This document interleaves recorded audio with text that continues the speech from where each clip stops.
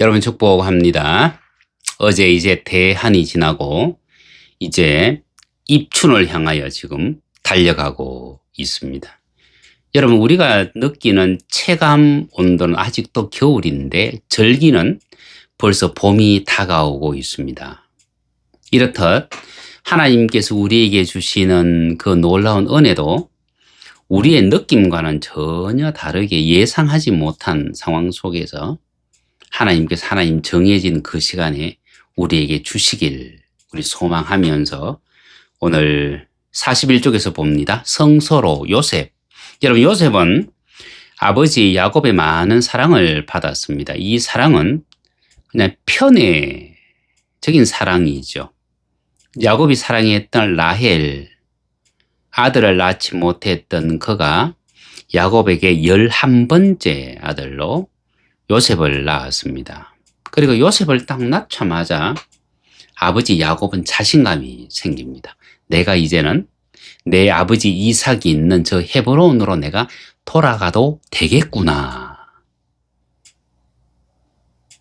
그리고 이 요셉을 낳는 그 순간부터 또한 외삼촌 라반과의 사이에 품삯이 정해집니다. 지금까지는 종처럼 일을 했는데 이제는 종이 아니라 한 가정의 가장으로서 삶의 어떤 기틀을 마련할 수 있고 재물을 준비할 수 있는 그 계기가 이 요셉이 출생하는 순간부터 이루어졌어요.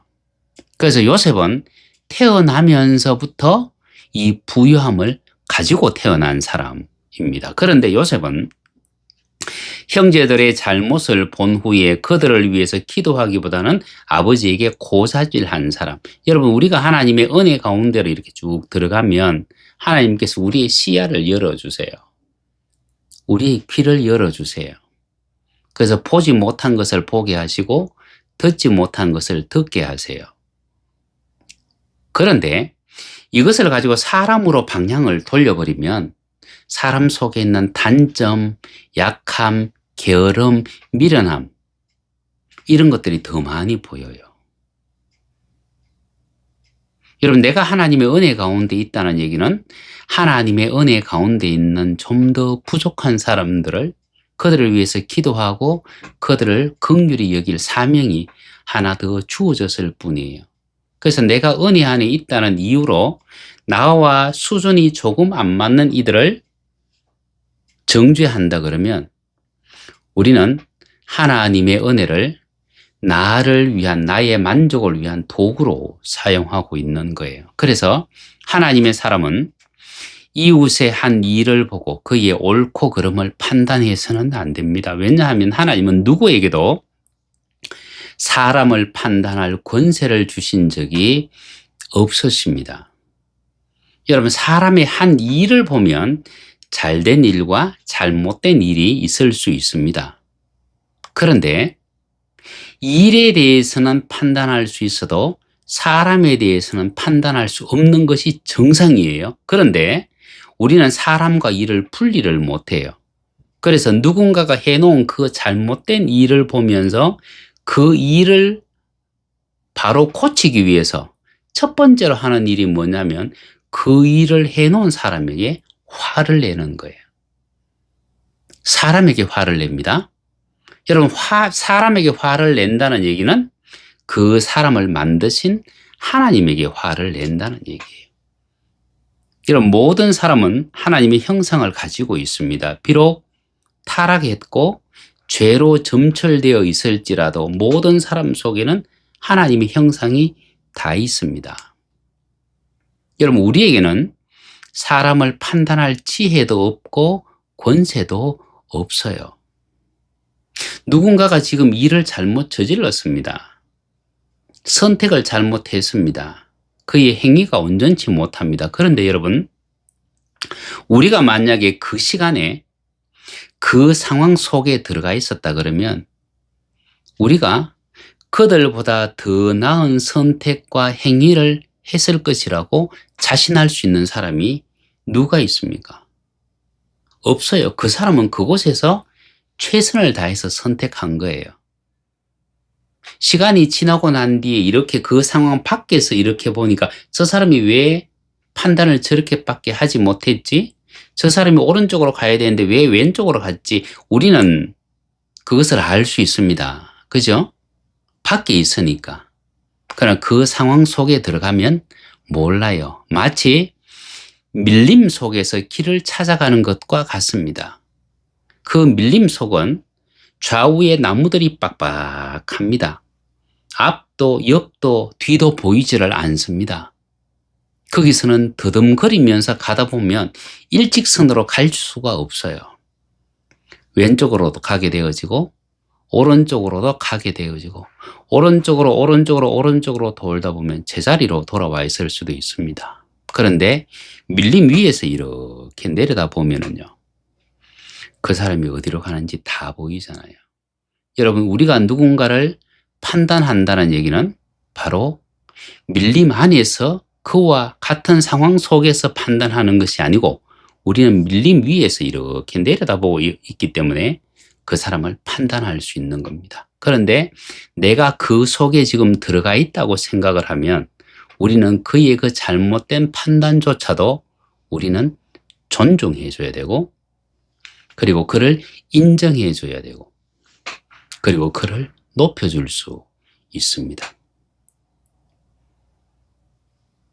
그런데 하나님은 그를 판단하실 수 있으세요.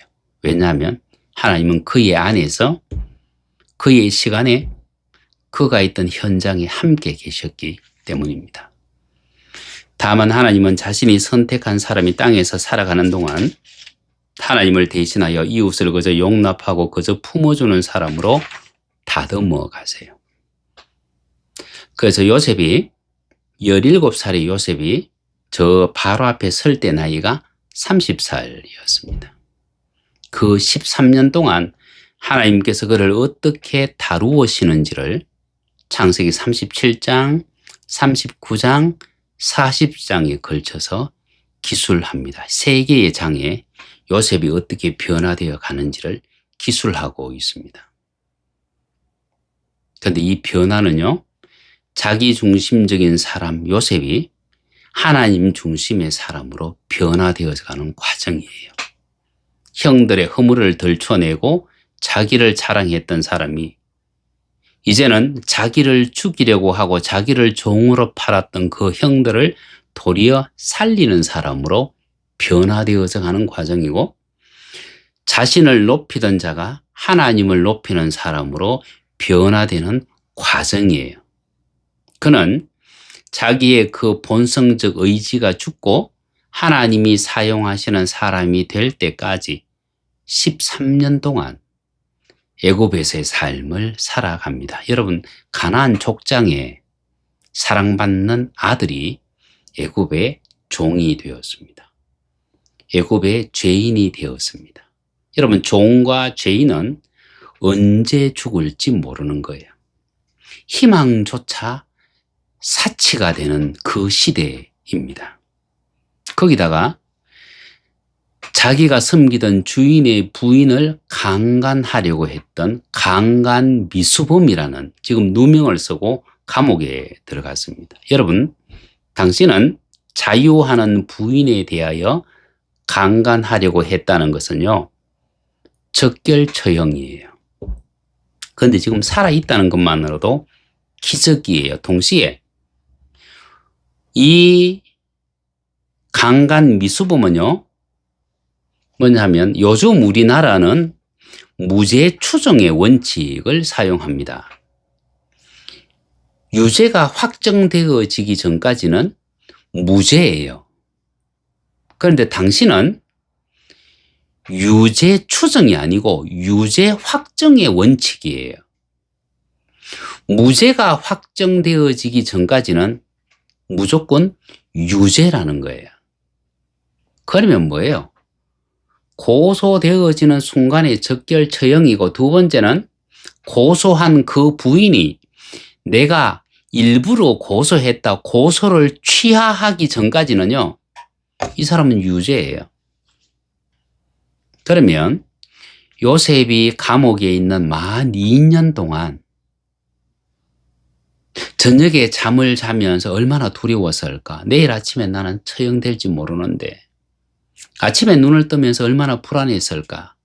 오늘 만약에 간수의 발자국이 이렇게 들리면 나는 오늘 처형될지도 모르는데. 여러분, 그 기간이 만 2년이에요. 이 2년 기간 동안 요셉은 다듬어지기 시작합니다.